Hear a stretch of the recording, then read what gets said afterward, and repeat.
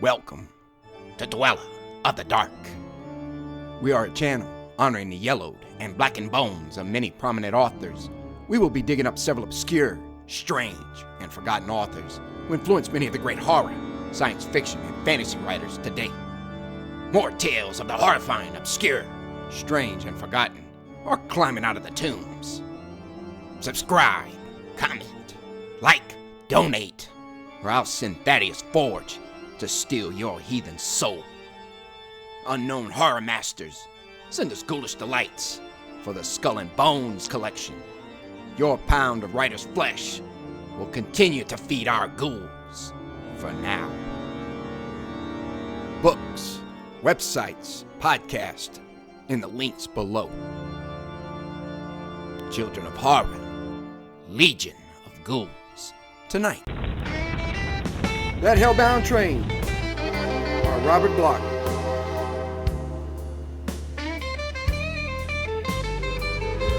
When Martin was a little boy, his daddy was a railroad man. Daddy never rode the high iron, but he walked the tracks for the CB&Q, and he was proud of his job. And every night, when he got drunk, he sang this old song about that hell-bound train.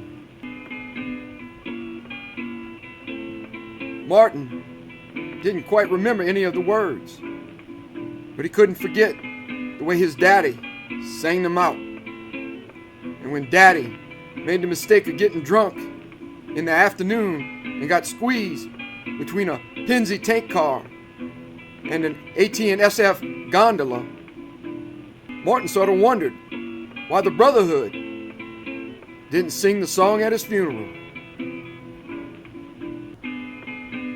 After that, things didn't go so good for Martin, but somehow he always recalled Daddy's song. When Mom up and ran off with a traveling salesman from Keokuk, Daddy must have turned over in his grave, knowing she'd done such a thing, and with a passenger too. Martin hummed the tune to himself every night in the orphan home. And after Martin himself ran away, he used to whistle the song softly at night in the jungles after the other Bindlestiffs were asleep. Martin was on the road for 4 or 5 years before he realized he wasn't getting any place. Of course, he tried his hand at a lot of things. Picking fruit in Oregon, washing dishes in a Montana hash house, stealing hubcaps in Denver, and tires in Oklahoma City. But by the time he put in 6 months on the chain gang down in Alabama, he knew he had no future drifting around this way on his own. So, he tried to get on the railroad like his daddy had, and they had told him that times were bad. But Martin couldn't keep away from the railroads. Wherever he traveled, he rode the rods. He'd rather hop a freight heading north in sub-zero weather than lift his thumb to hitch a ride with a Cadillac headed for Florida. Whenever he managed to get hold of a can of Sterno, he'd sit there under a nice warm culvert, think about the old days, and often, as not, he'd hum the song about that hell-bound train. That was the train the drunks and the sinners rode, the gambling men and the grifters, the big-time spenders, the skirt chasers, and all the jolly crew. It would be really fine to take a trip in such good company, but Martin didn't like to think of what happened when that train finally pulled into the depot way down yonder. He didn't figure on spending eternity stoking boilers in hell without even a company union to protect him. Still, it would be a lovely ride if there was such a thing as a hell-bound train, which, of course, there wasn't. At least, Martin didn't think there was until that evening. He found himself walking the tracks heading south just outside of Appleton Junction. The night was cold and dark, the way November nights are in the Fox River Valley, and he knew he'd have to work his way down to New Orleans for the winter, or maybe even Texas. Somehow, he didn't much feel like going, even though he'd heard tell that a lot of those Texas automobiles had solid gold hubcaps. No sir, he just wasn't cut out for petty larceny. It was worse than a sin. It was unprofitable too. Bad enough to do the devil's work, but then to get such miserable pay on top of it. Maybe he'd better let the Salvation Army convert him. Martin trudged along humming Daddy's song, waiting for a rattler to pull out of the junction behind him. He'd have to catch it. There was nothing else for him to do. But the first train to come along came from the other direction, roaring toward him along the track from the south. Martin peered ahead, but his eyes couldn't match his ears, and so far, all he could recognize was the sound. It was a train, though. He felt the steel shudder and sing beneath his feet. And yet, how could it be? The next station south was Nina Menasha, and there was nothing due out of there for hours. The clouds were thick overhead, and the field mist rolled like a cold fog in a November midnight. Even so, Martin should have been able to see the headlight as the train rushed on. But there was only the whistle, screaming out of the black throat of the night. Martin could recognize the equipment of just about any locomotive ever built, but he'd never heard a whistle that sounded like this one. It wasn't signaling. It was screaming like a lost soul. He stepped to one side, for the train was almost on top of him now, and suddenly, there it was, looming along the tracks and grinding to a stop in less time than he'd believed possible. The wheels hadn't been oiled, because they screamed too, screamed like the damned. But the train slid to a halt, and the screams died away into a series of low, groaning sounds, and Martin looked up and saw that this was a passenger train. It was big and black, without a single light shining in the engine cab or any of the long string of cars. Martin couldn't read any lettering on the sides, but he was pretty sure this train didn't belong on the Northwestern Road. He was even more sure when he saw the man clamber down out of the forward car. There was something wrong about the way he walked, as though one of his feet dragged, and about the lantern he carried.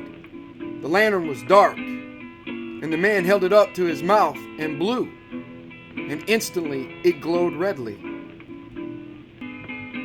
You don't have to be a member of the Railway Brotherhood to know that this is a mighty peculiar way of lighting a lantern.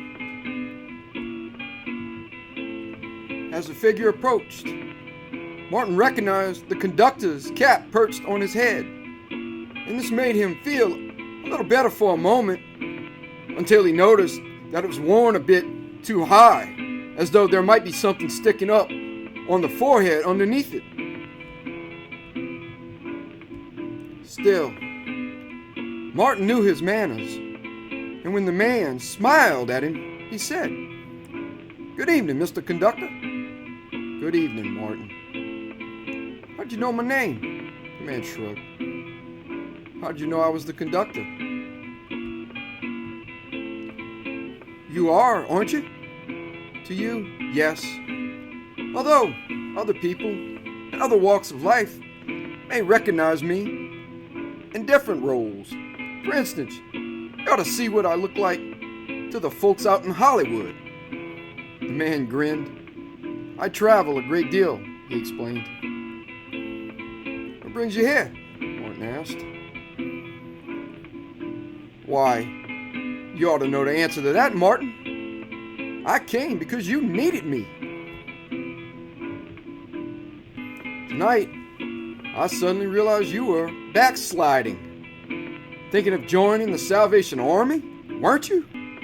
Well, Martin hesitated. Don't be ashamed. Terror is human, and somebody or other once said, Reader's Digest, wasn't it? Never mind. The point is, I felt you needed me, so I switched over and came your way. What for? Why, to offer you a ride, of course. Isn't it better to travel comfortably by train than to march along the cold streets behind a Salvation Army band? Hard on the feet, they tell me, and even harder on the eardrums. I'm not sure I care to ride your train, sir, Martin said, considering where I'm likely to end up. Ah, yes, the old argument, the conductor sighed. I suppose you'd prefer some sort of bargain. Is that it? Exactly, Martin answered. Well, I'm afraid I'm all through with that sort of thing. There's no shortage of prospective passengers anymore. Why should I offer you any special inducements? You must want me, or else you wouldn't have bothered to go out of your way to find me. The conductor sighed again. There you have a point. Pride was always my besetting weakness, I admit. And somehow, I'd hate to lose you to the competition after thinking of you as my own all these years. He hesitated. Yes, I'm prepared to deal with you on your own terms, if you insist. The terms? Martin asked. Standard proposition. Anything you want. Ah, said Martin. But I warn you in advance. There'll be no tricks. I'll grant you any wish you can name, but in return, you must promise to ride the train when the time comes. Suppose it never comes. It will. Suppose I've got the kind of a wish that will keep me off forever. There is no such wish. Don't be too sure. Let me worry about that, the conductor told him. No matter what you have in mind, I warn you that I'll collect in the end. And there'll be none of this last-minute hocus-pocus either. No last-hour repentances. No blonde Fraulines or fancy lawyers showing up to get you off. I offer a clean deal. That is to say, you'll get what you want, and I'll get what I want. I've heard you trick people. They say you're worse than a used car salesman. Now, wait a minute. I apologize, Martin said hastily. But it is supposed to be a fact that you can't be trusted. I admit it. On the other hand, you seem to think you found a way out. Surefire proposition. Surefire. Very funny. The man began to chuckle, then halted. But we waste valuable time, Martin. Let's get down to cases. What do you want from me? Martin took a deep breath. I want to be able to stop time. Right now? No, not yet. And not for everybody. I realize that would be impossible, of course. But I want to be able to stop time for myself.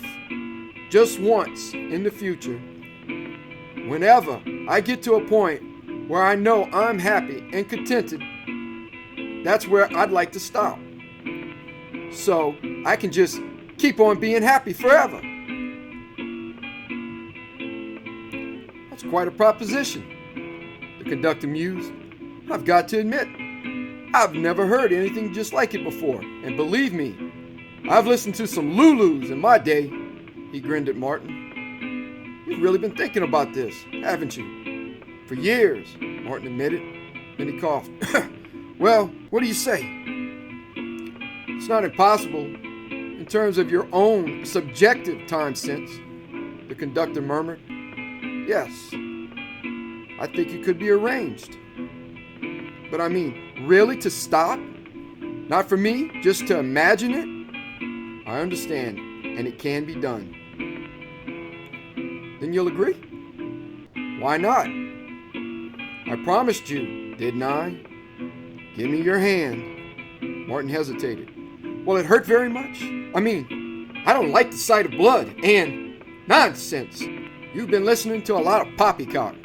We already have made our bargain, my boy. I merely intend to put something into your hand. The ways and means fulfilling your wish.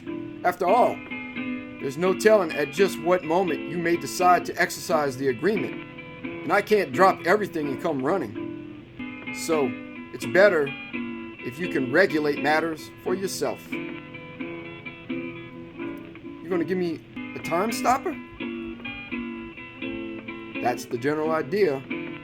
As soon as I can decide what would be practical. The conductor hesitated. Ah, the very thing. Here, take my watch. He pulled it out of his vest pocket. A railroad watch in a silver case. He opened the back and made a delicate adjustment. Martin tried to see just exactly what he was doing, but the fingers moved in a blinding blur. There we are, the conductor smiled. It's all set now.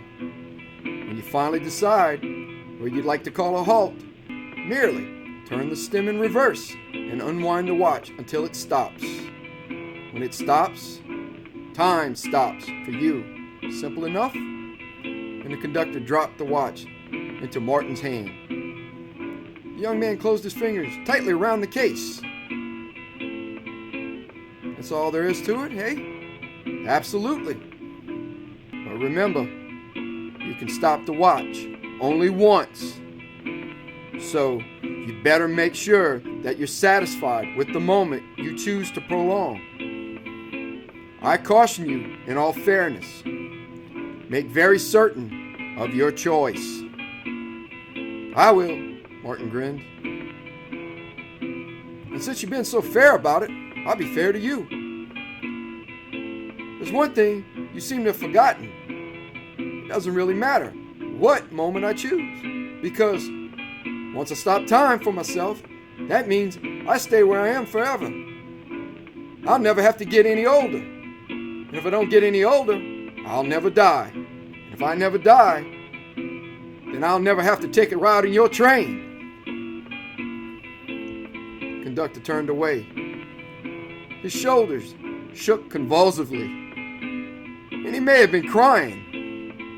And you said I was worse than a used car salesman, he gasped in a strangled voice. Then he wandered off into the fog, and the train whistle gave an impatient shriek. And all at once, it was moving swift down the track, rumbling out of sight in the darkness. Martin stood there, blinking down at the silver watch in his hand. If it wasn't that he couldn't actually see it and feel it there, and if he couldn't smell that peculiar odor, he might have thought he'd imagined the whole thing from start to finish. Train, conductor, bargain, and all. But he had the watch, and he could recognize the scent left by the train as it departed. Even though there aren't many locomotives around that use sulfur and brimstone as fuel.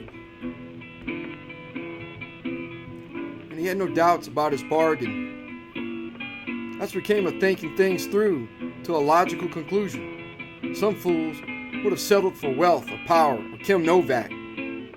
Daddy might have sold out for a fifth of whiskey.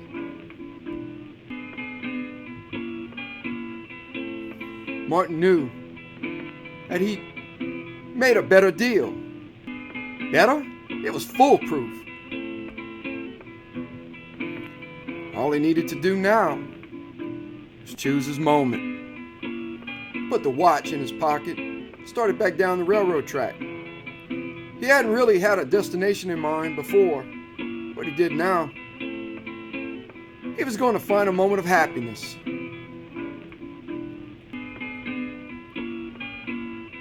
Now, young Martin wasn't altogether a ninny. He realized perfectly well that happiness is a relative thing. There are conditions and degrees of contentment, and they vary with one's lot in life. As a hobo, he was often satisfied with a warm handout, a double-length bench in the park, or a can of Sterno made in 1957, a vintage year. Many a time, he had reached a state of momentary bliss through such simple agencies, but he was aware that there were better things. Martin determined to seek them out. Within 2 days, he was in the great city of Chicago. Quite naturally, he drifted over to West Madison Street, and there he took steps to elevate his role in life. He became a city bum, a panhandler, a moocher. Within a week, he had risen to the point where happiness was a meal in a regular one-arm luncheon joint, a 2-bit flop, on a real army cot, in a real flop house, and a full fifth of muscatel. There was a night, after enjoying all 3 of these luxuries to the full, when Martin thought of unwinding his watch at the pinnacle of intoxication. But he also thought of the faces of the honest Johns he braced for a handout today. Sure, they were squares, but they were prosperous.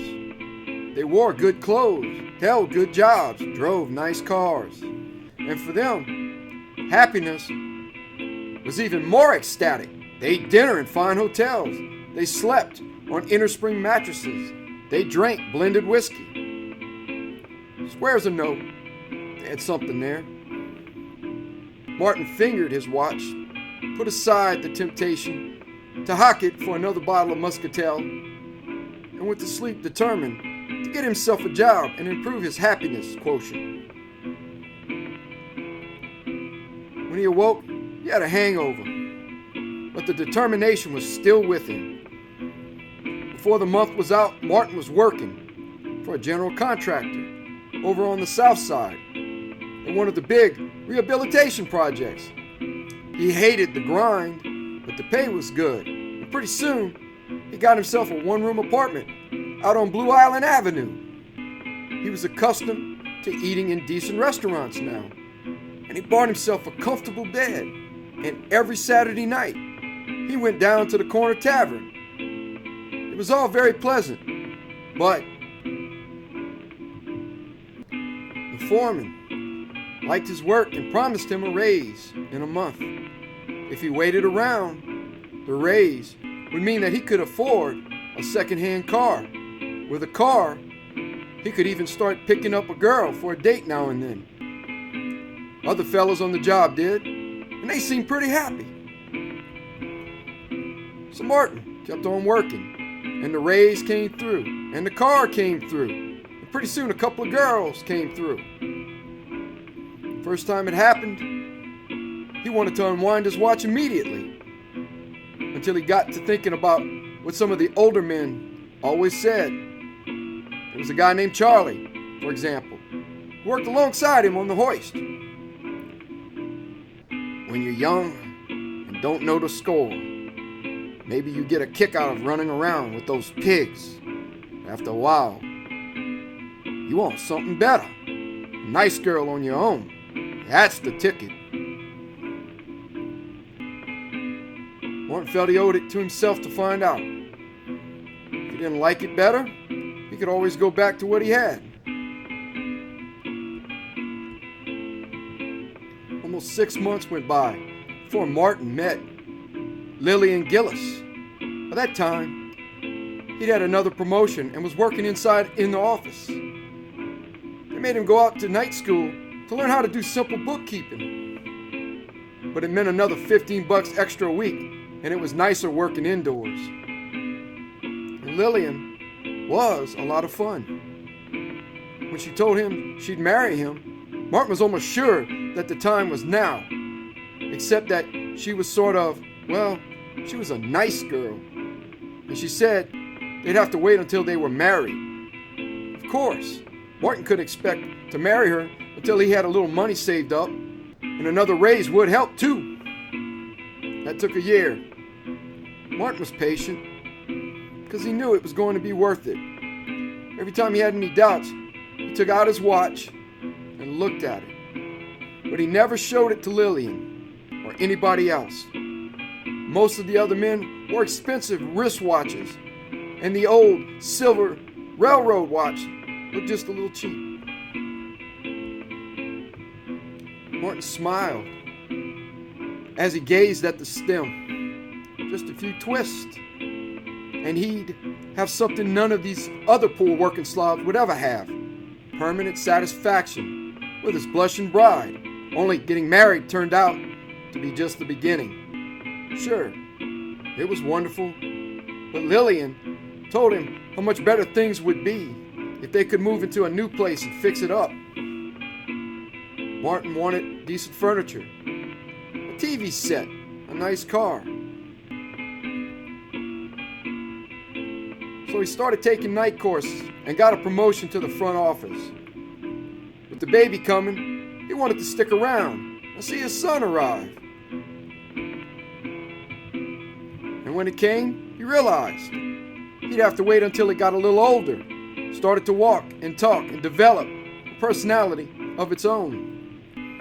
About this time, the company sent him out on the road as a troubleshooter on some of those other jobs, and now he was eating at those good hotels, living high on the hog and the expense account.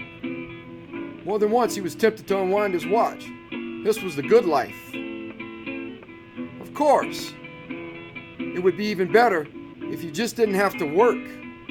Sooner or later, if he could cut in on one of the company deals, he could make a pile and retire. Then everything would be ideal.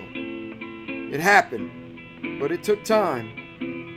Martin's son was going to high school before he really got up there into the chips. Martin got a strong hunch that it was now or never, because he wasn't exactly a kid anymore. Right about then, he met Sherry Westcott, and she didn't seem to think he was middle-aged at all, in spite of the way he was losing hair and adding stomach. She taught him that a toupee could cover the bald spot, and a cummerbund could cover the pot gut. In fact, she taught him quite a lot, and he so enjoyed learning that he actually took out his watch and prepared to unwind it. Unfortunately, he chose the very moment that the private detectives broke down the door of the hotel room, and then there was a long stretch of time when Martin was so busy fighting the divorce action that he couldn't honestly say he was enjoying any given moment.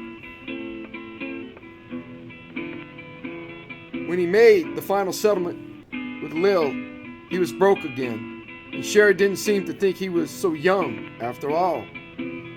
So he squared his shoulders and went back to work. He made his pile eventually, but it took longer this time, and there wasn't much chance to have fun along the way. The fancy dames and the fancy cocktail lounges didn't seem to interest him anymore. Neither did the liquor. Besides, the doc had warned him off that.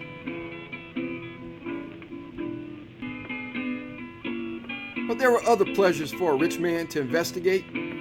Travel, for instance, and not riding the rods from one hick bird to another either. Martin went around the world by plane and luxury liner. For a while it seemed as though he would find his moment after all, visiting the Taj Mahal by moonlight. Martin pulled out the battered old watch case and got ready to unwind it. Nobody else was there to watch him. And that's why he hesitated. Sure, this was an enjoyable moment, but he was alone. Lil and the kid were gone. Sherry was gone, and somehow he'd never had time to make any friends. Maybe, if he found new, congenial people, he'd have the ultimate happiness. That must be the answer. It wasn't just money or power or sex or seeing beautiful things. The real satisfaction lay in friendship. So, on the boat trip home, Martin tried to strike up a few acquaintances at the ship's bar. But all these people were much younger, and Martin had nothing in common with them. Also, they wanted to dance and drink, and Martin wasn't in condition to appreciate such pastimes. Nevertheless, he tried. Perhaps that's why he had the little accident the day before they docked in San Francisco. Little accident was the ship's doctor's way of describing it, but Martin noticed he looked very grave when he told him to stay in bed, and he called an ambulance to meet the liner at the dock and take the patient right to the hospital. At the hospital, all the expensive treatment and the expensive smiles and the expensive words didn't fool Martin any. He was an old man with a bad heart, and they thought he was going to die. But he could fool them. He still had the watch. He found it in his coat when he put on his clothes and sneaked out the hospital. He didn't have to die. He could cheat death with a single gesture. And he intended to do it as a free man, out there under a free sky. That was the real secret of happiness. He understood it now. Not even friendship meant as much as freedom. This was the best thing of all, to be free of friends or family or the furies of the flesh. Martin walked slowly beside the embankment under the night sky. Come to think of it, he was just about back where he'd started so many years ago. But the moment was good. Good enough to prolong forever. Once a bum, always a bum. He smiled as he thought about it, and then the smile twisted sharply and suddenly, like the pain twisting sharply and suddenly in his chest. The world began to spin, and he fell down on the side of the embankment. He couldn't see very well, but he was still conscious, and he knew what had happened. Another stroke, and a bad one. Maybe this was it. Except that he wouldn't be a fool any longer. He wouldn't wait to see what was still around the corner. Right now was his chance to use his power and save his life. And he was going to do it. He could still move. Nothing could stop him. He groped in his pocket and pulled out the old silver watch, fumbling with the stem. A few twists, and he'd cheat death. He'd never have to ride that hell-bound train. He could go on forever. Forever. Martin had never really considered the word before.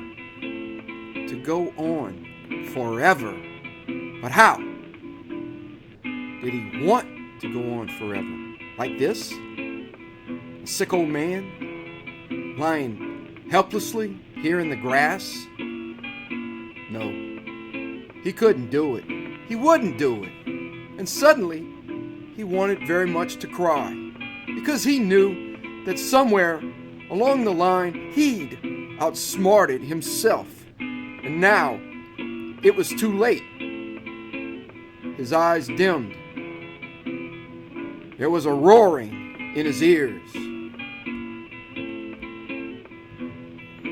He recognized the roaring, of course, and he wasn't at all surprised to see the train come rushing out of the fog up there on the embankment. He wasn't surprised when it stopped either, or when the conductor climbed off and walked slowly toward him. The conductor hadn't changed a bit. Even his grin was still the same. "Hello, Martin," he said. "All aboard." "I know. Martin whispered. "But you'll have to carry me. I can't walk. I'm not even really talking anymore, am I?" "Yes, you are," the conductor said. "I can hear you fine, and you can walk too." He leaned down and placed his hand on Martin's chest. There was a moment of icy numbness, and then, sure enough, Martin could walk after all. He got up and followed the conductor along the slope, moving to the side of the train. "In here?" he asked. "No, the next car," the conductor murmured. "I guess you're entitled to ride Pullman. After all, you're quite a successful man. You've tasted the joys of wealth and position and prestige. You've known the pleasures of marriage and fatherhood. You've sampled the delights of dining and drinking and debauchery too. And you traveled high, wide, and handsome. So let's not have any last-minute reclamations." "All right," Martin sighed. "I can't blame you for my mistakes. On the other hand, you can't take credit for what happened either. I worked for everything I got. I did it all on my own. I didn't even need your watch." "So you didn't," the conductor said, smiling. "But would you mind giving it back to me now?" "Need it for the next sucker, eh?" Martin muttered. "Perhaps." Something about the way he said it made Martin look up. He tried to see the conductor's eyes, but the brim of his cap cast a shadow. So Martin looked down at the watch instead. "Tell me something," he said softly. "If I give you the watch, what will you do with it?" "Why, throw it into the ditch," the conductor told him. "That's all I'll do with it." And he held out his hand. "What if somebody comes along and finds it and twists the stem backward and stops time?" "Nobody would do that," the conductor murmured, "even if they knew." "You mean it was all a trick?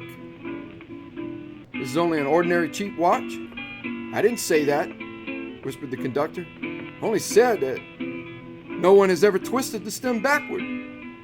They've all been like you, Martin, looking ahead to find that perfect happiness, waiting for the moment that never comes."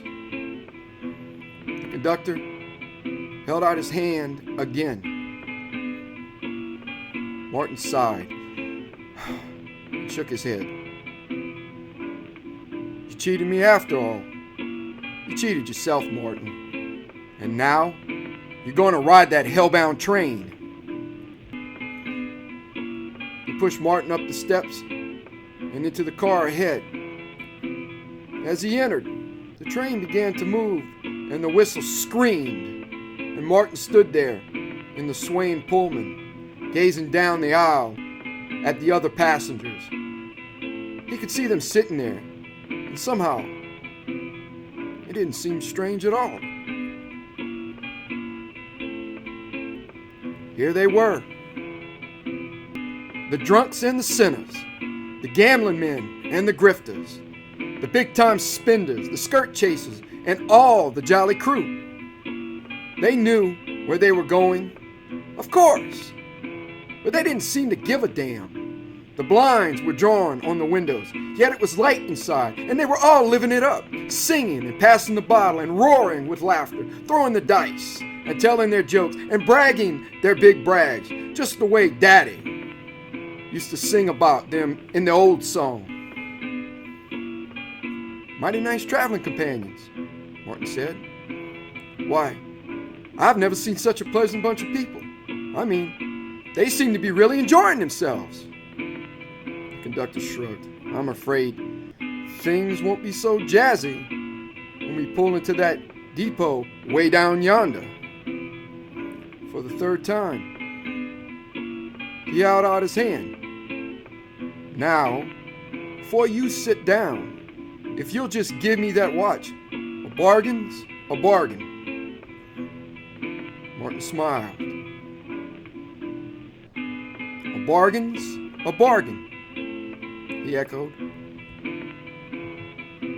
I agreed to ride your train if I could stop time when I found the right moment of happiness. And I think I'm about as happy right here as I've ever been. Very slowly, Martin took hold of the silver watch stem. No! Gasped the conductor. No! But the watch stem turned. Do you realize what you've done? The conductor yelled. Now we'll never reach the depot. We'll just go on riding, all of us, forever. Martin grinned. I know, he said, but the fun is in the trip, not the destination. You taught me that. I'm looking forward to a wonderful trip. Look, maybe I can even help. If you were to find me another one of those caps now, and let me keep this watch. And that's the way it finally worked out. Wearing his cap and carrying his battered old silver watch, there's no happier person in or out of this world, now and forever, than Martin. Martin, the new brakeman in that hell-bound train.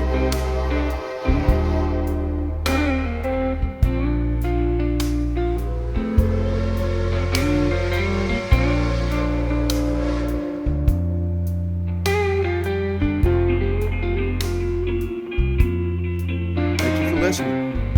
Have a great night.